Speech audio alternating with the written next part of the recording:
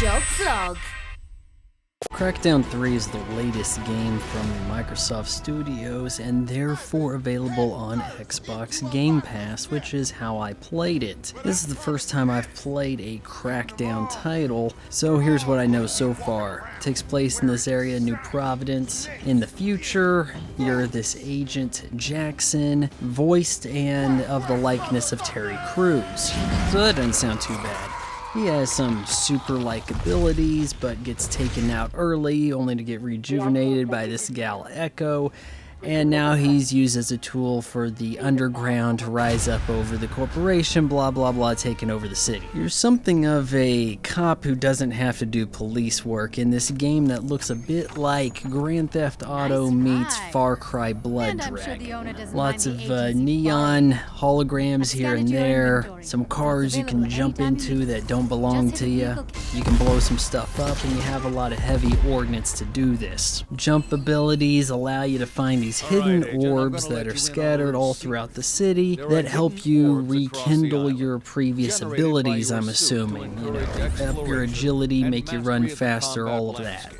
A fairly big and diverse environment. There's stuff to do, different groups of people to free, take out some weapons cache or vehicles of the bad guys, you know, sort of stuff like that.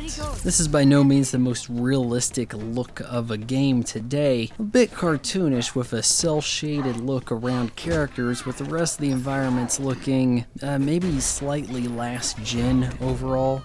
At least in regard to the way things behave and move. I mean, you throw people around and the stuff just kind of gets jittery. Maybe it's lacking polish. Though Agent Jackson has many special powers as far as jumping high and running fast are concerned, he doesn't actually have cover mechanics. And in a game where you have to shoot at a bunch of stuff that's shooting at you, this could be helpful. He also lacks fighting technique. Now, you get in close to somebody, it just becomes a matter of jamming the B button to punch them out. This is a game that could have greatly benefited from some kind of combo mechanic similar to that in Batman Arkham City. But kudos for allowing us to play the entire campaign co-op. You can even load in on a friend's advanced save file, have him give you all of the cool weapons, and then you can bring them back to your file. Now, something I found very weird was how this game's actually divided up into two separate games, the way it's listed on the Xbox. You have Crackdown 3 Campaign, and then a whole separate game downloaded called Crackdown 3 Wrecking Zone, which is where player versus player multiplayer takes place. In these arenas, you load out as Jackson or whoever else of these other agents, but why would you play this game as anybody but Terry Crews? And you get to just blow up each other, and the environments are incredibly destructible. Almost anything can be brought down, and that's satisfying enough. Now, it's not deep gameplay at all. In fact, I would say this mode looks like it's not finished. Why would I say that? Well, you have two options of what kind of game you want to play. One, Agent Hunter, which is like a kill confirm. You blow a guy up, you have to go collect his badge. Most badges at the end of the time wins. And then you have Territories. Pretty straightforward multiplayer mode. Control the area for a period of time to collect points. Now, what's the problem with this? Well, you have no ability to bring a friend in and be on your team. You can't invite anybody to a game. There is no lobby.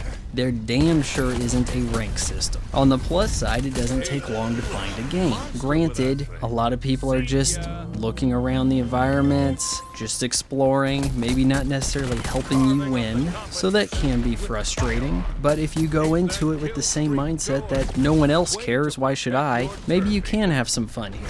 And I think with the proper structure, and if they go about giving some updates to this, maybe that could happen. Look, I know the genie's out of the bottle here, that we can't get games that are finished when they're released, so you have to hope that it eventually gets patched to the point that you like it. With this in mind, I think that the current state of the game is not unplayable, but hopefully going to be better soon. But I don't think so. I don't think that the changes you want and desire are going to be there. because this isn't a title people are buying for $60. Now we're at this stage where all of the Microsoft first-party games are there to help people commit to Game Pass. That's right. Microsoft wants you to get in on the subscription service, and this is their let's put out Handmaid's Tale to get you to buy Hulu. That's what this is about.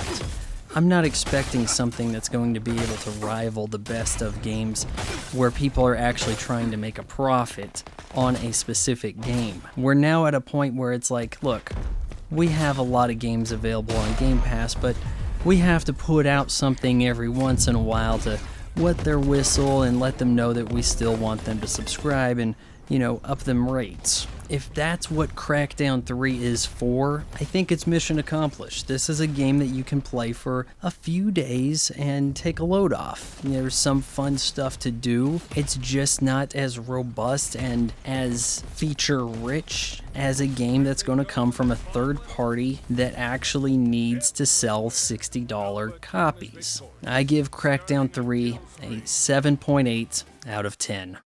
Like, comment, share, follow, subscribe. Vaughan Jog Vlog is made possible by your support on Patreon. Patreon.com/Vaughan Fry. Because Google.